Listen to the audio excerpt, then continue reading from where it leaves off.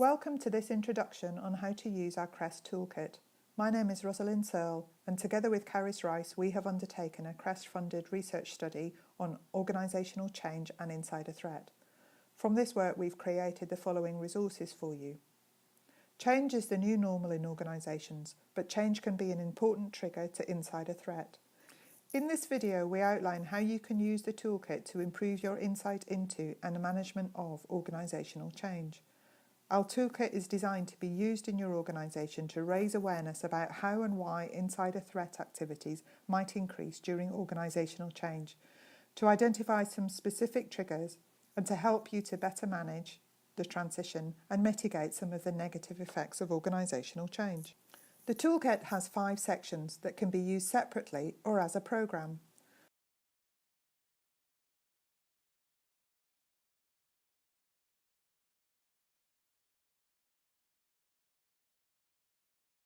To accompany these sections, we have also created a manager's guide.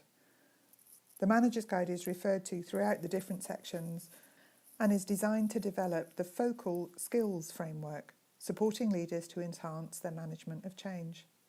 The toolkit includes slides but also exercises and checklists to be completed and then used in discussion in each of the sections.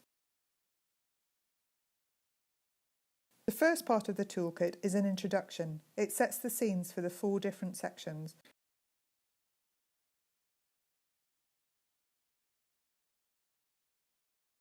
It includes exercises about change to help leaders review and then discuss the types of change that are occurring. It also looks at the importance of the trust dividend for your organisation.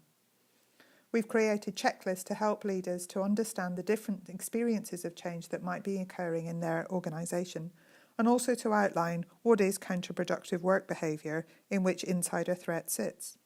The second section looks more specifically at your organisation's culture. It examines the type of culture that you have, especially how and where control systems are used. It also looks at the quality and types of communication specifically about change. In the third section, attention focuses on leaders. Here we look at the positive and important role that they can have in helping employees to manage and engage with change. We have a quiz to help leaders to identify what type they are. In the penultimate section, we look at teams and their relationships. We outline the importance of team members in helping others to cope and manage change. We also look at moral disengagement, which is a key mechanism for insider threat.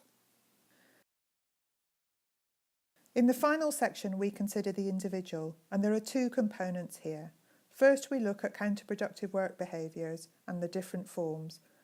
We also identify the importance of emotions and how they can play a vital role in shaping behaviours. We outline 7 different groups of employee that can emerge during change. In the second part of this section, we also look at those who might be more susceptible and vulnerable to change. We highlight the value of paying particular attention during transitions to employees who might be on the autistic spectrum. Our resources highlight the important benefits that such employees can offer an organisation, but also the specific challenges that they face in breaking their routines. We summarise the individual, team and organisational push and pull factors for insider threat, and this culminates in a change impact assessment, which you should now be in a position to complete to help your organisation to make change more successful, but more critically to reduce the potential and unnecessary risks that arise from insider threat.